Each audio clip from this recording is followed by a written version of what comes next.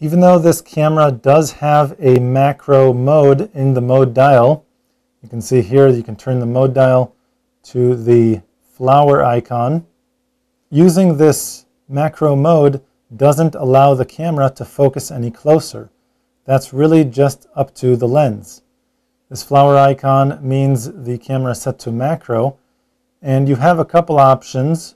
You have objects, food, this is specifically food in a restaurant, flower, and creative. The creative mode, if we go in here, I'll press set, will allow you to change the depth of field, which means you're adjusting the aperture and allowing the camera to set a proper shutter speed for you. However, with the mode dial set to the macro mode, you don't have control over ISO. I can still change my white balance, which is very handy. So if you want to let the camera judge the proper ISO for you, that's okay. Just go ahead and set the appropriate white balance by pressing the WB button here.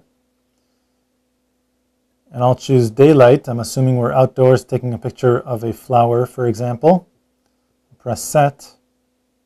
And I want to make sure that my aperture in this creative close-up mode is properly set as well.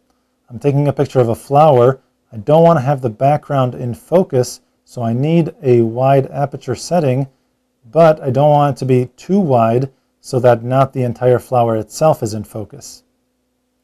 So I'll use my dial in the front to move this up to 5. Now you'll notice that down here, the focusing mode is set to the multi-focusing option, which I personally don't like because I want to tell the camera where I want to focus. So I'll press the quick menu button right up here, and I'll choose the single area focus, and then press set. Now I have my brackets in the center of the frame, just like I always do. I can position them over my subject, press the shutter button halfway, recompose the image, and press the shutter button the rest of the way to take the picture. This camera can focus at a range of about 30 centimeters or about a foot away from the subject. Any closer than that, and it probably won't be able to find a focus. If your subject is very, very small and you want to fill as much of the frame with that subject, what I would do is zoom in all the way to 45 with this lens. And now I need to be just a little bit farther away from my subject, but with the zoom, it ends up looking like I'm much closer. So again, I'll place my focusing brackets over my subject, press the shutter button halfway. I'm able to lock focus. Now I can recompose because I don't necessarily want that in the center of the frame. And now I can just go ahead and press the shutter button the rest of the way to take the picture.